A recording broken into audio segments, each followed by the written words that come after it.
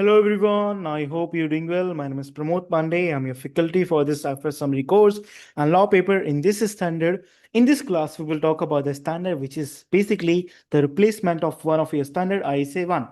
This standard, which is an IFRS 18, will talk about the presentation, the disclosures, and that are required into the financial statement.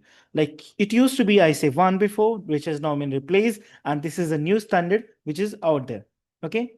So the main thing is that is replace ISA 1, which is standardize how your income, how your expenses are going to be classified, first thing, and are going to present it to improve the comparability and the transparency, and which would be taking effective from 2027. So this is the initial time when these things are getting tested. Now there's certain key principle which you need to take care about. Like they have a 5 category which has been introduced into the profit and loss statement: operating, investing, financing, income, taxes, and discontinued operations. They are the 5 category. From operating, this will be including operations or the incomes or anything from your operating activities. So the main activities. In the investing portion of your P&L, they will be including returns which are coming from the investment held independently. It could be investment in associate, dividend, and rental income. Before, the investment that we made in the investment in associate was then single line adjustment. Still, it will be a single line adjustment, but it will be falling into the category of investment, right? For a financing, it is raising or servicing finance. Whatever the interest and borrowing, lease, pension, whatever you're paying on, that will all become the part of the financing, right? That will come into the column of the financing now. Then you talk about the income tax. This is nothing but whatever the tax is going to be charged under the ISA 12 will become part of his income tax. And then you talk about the discontinued operation, if there would be any in accordance with the IFRS 5. Okay. Now there's some mandatory subtotals which need to be done. Mandatory subtotals. You have to do the mandatory subtotals, means operating profit and the profit before financing, tax, and then final profit. Okay. Now there's some specific main business activities which has been there, means allow entities like bank to classify certain investment and financing items as an operating. This is only there for very specific. So you have to be very clear with this, right?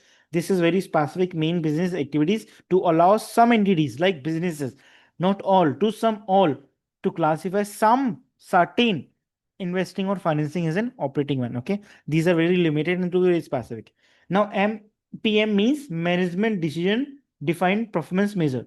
MPM means management defined performance measure. This is basically something that defined methodology how the management is going to measure their performance, right? It must be reconciled with the non-financial as IFRS subtotal, means adjusted EBITDA with IFRS number and explain purpose calculation tax effect, right? If there will be.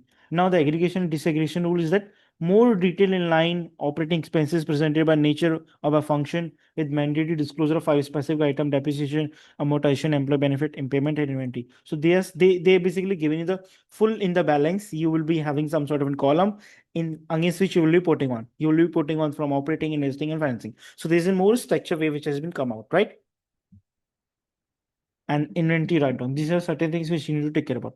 How this could be there as in part of your AAA paper. You might be asked about the proper categorization of the income expenses. The management has not been doing this. So this could be something. Least chances of coming this as in part of your SBR knowledge tested in AAA paper, but something if there would be anything, in that case you need to know. Because this is an upgrade knowledge that you probably would be not going through the SBR paper again. So just take it from here only.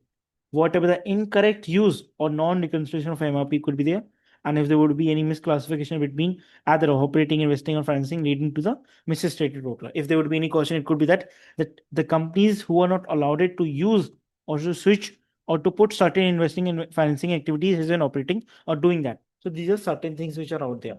With this note, I am done with the standard IFRS 18, which was something the new standard has a replacement of a ISA 1. With this note, I Pramod Pandey would be signing off from this lecture. Would like to meet you in the next one. Till then, take care. Have a good time. Bye bye.